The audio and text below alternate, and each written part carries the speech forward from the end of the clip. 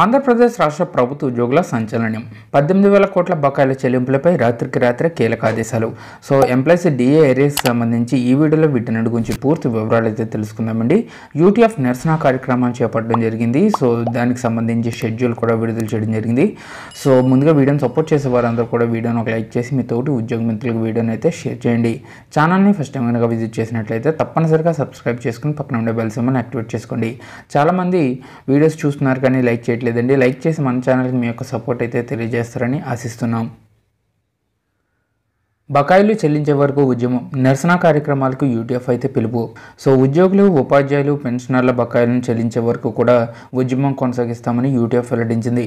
ఈ మేరకు ఫెడరేషన్ అధ్యక్ష ప్రధాన కార్యదర్శులు ఎన్ వెంకటేశ్వర్లు, కేఎస్ఎస్ ప్రసాద్ గురువారం ఒక ప్రకటన విడుదల చేశారు. 18,000 కోట్ల బకాయిలు విడుదల చేయాలని, తాము చేపట్టిన 36 గంటల దీక్షను అప్రజాస్వామికంగా ప్రభుత్వం భగ్నం చేసిందని ఆగ్రహం వ్యక్తం చేశారు. బకాయిలు ఎప్పుడు చెల్లిస్తారో కనీసం ప్రభుత్వం ప్రకటించలేదని పేర్కొన్నారు. ప్రతి నెల 1వ తేదీన వేతనాలు చెల్లించాలని, పీఆర్సీ, డిఏలు, పీఎఫ్, ఈపీజీఎల్ఐ, సరెండర్ లీవ్లు తదితర బకాయిలను చెల్లించాలని పలుమార్లు కలిసి వినతిపత్రాలు ఇచ్చామన్నారు.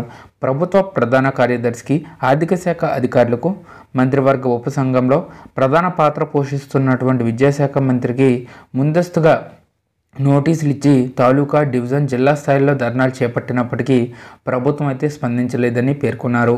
ఈ పరిస్థితుల్లో 9, 10 తేదీల్లో 36 గంటల ధర్నా చేపట్టామని గుర్తు చేశారు.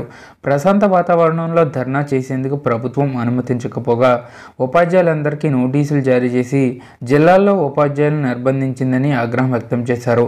విజయవాడకు తరలివచ్చిన వందల మంది ఉపాధ్యాయులను అరెస్ట్ చేసి అప్రజాస్వామికంగా పోరాటం అణిచివేశారని పేర్కొన్నారు. తమ పోరాటానికి కొనసాగింపుగా వివిధ నిరసన కార్యక్రమాలు చేపట్టాలని నిర్ణయించినట్లు వెల్లడించారు. ప్రభుత్వ అప్రజాస్వామిక వైఖరిని నిరసిస్తూ ఈ నెల 14న భోగి మండల్లో దగ్ధం చేయాలని పిలుపునిచ్చారు. 19న అన్ని పట్టణాలు, తాలూకా కేంద్రాల్లో నిరసన ప్రదర్శనలు చేపట్టాలని, జిల్లా కేంద్రాల్లో 24న నిర్వహించాలని కోరారు. 31 నుంచి ఫిబ్రవరి 3 వరకు జిల్లా కేంద్రాల్లో రిలే నిరాహార దీక్షలు చేపట్టాలని పిలుపునిచ్చారు.